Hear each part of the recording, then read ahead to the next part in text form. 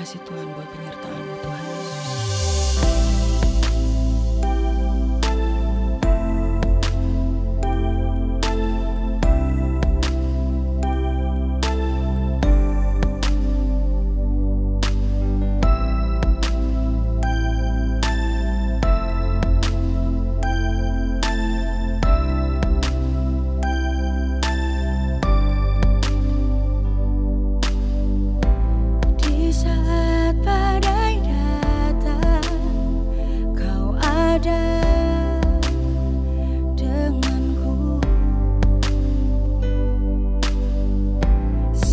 Semua berakhir, Kau tetap denganku.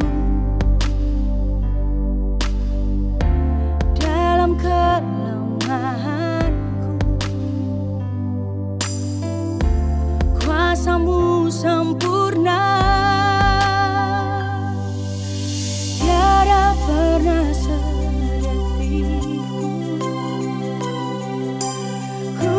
jalan sendirian,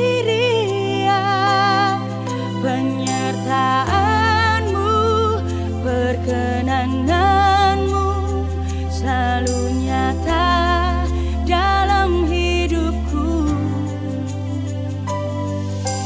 Janji-Mu meneguhkanku, kekuatan di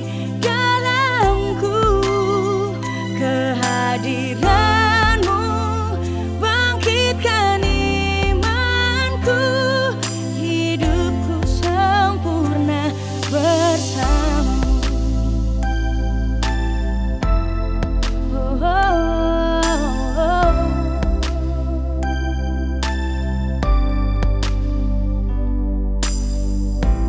Dalam keraguanku, Kau takkan menyerah sampai semua terungkap. Kau takkan berubah. Dalam kelemahanku, kuasa-Mu sempurna. Tiada pernah sedetikku ku berjalan sendirian, penyertaan-Mu, perkenanan-Mu selalu nyata dalam hidupku. Janji-Mu meneguhkanku,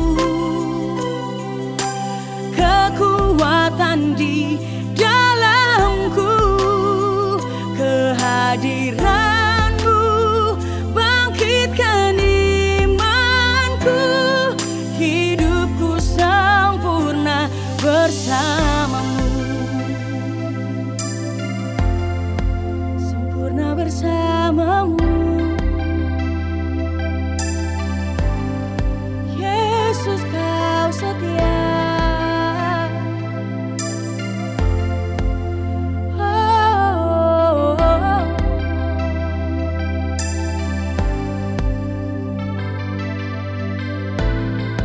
Kau yang setia, Kau yang menopang. Oh Yesus,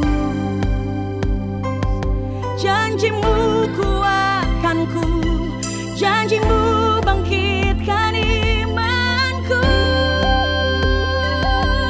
Oh, tiada pernah sedetikku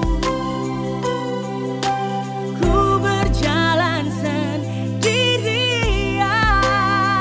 penyertaan-Mu, perkenanan-Mu selalu nyata dalam hidupku. Dan janji-Mu meneguhkanku, kekuatan di dalam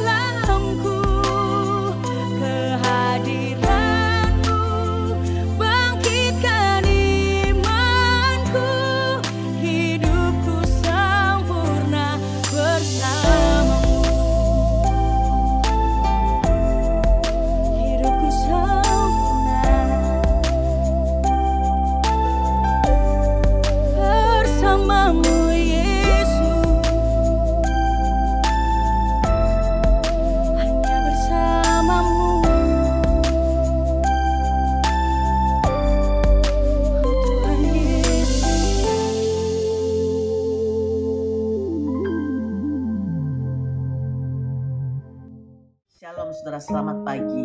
Kita ketemu kembali pagi dalam Morning Devotion. Selamat pagi saudara-saudara, apa kabar? Kita akan baca firman Tuhan dari Matius pasal yang ke-8 ayat 18-22. Demikian firman Tuhan. Ketika Yesus melihat orang banyak mengelilinginya, ia menyuruh bertolak ke seberang. Lalu datanglah seorang ahli Taurat dan berkata kepadanya, "Guru, aku akan mengikut engkau kemana saja engkau pergi."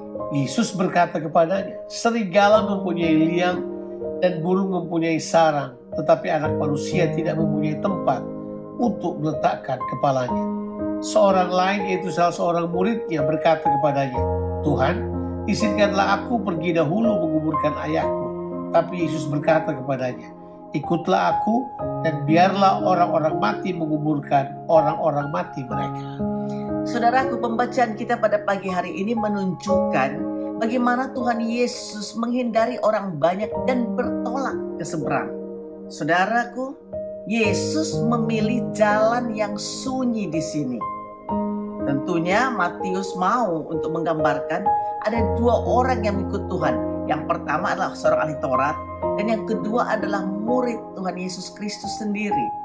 Jadi kita tentu mengerti bahwa dua orang ini mewakili, saudaraku, adalah seorang yang percaya kepada Yesus dan yang kedua adalah seorang yang mau percaya kepada Yesus.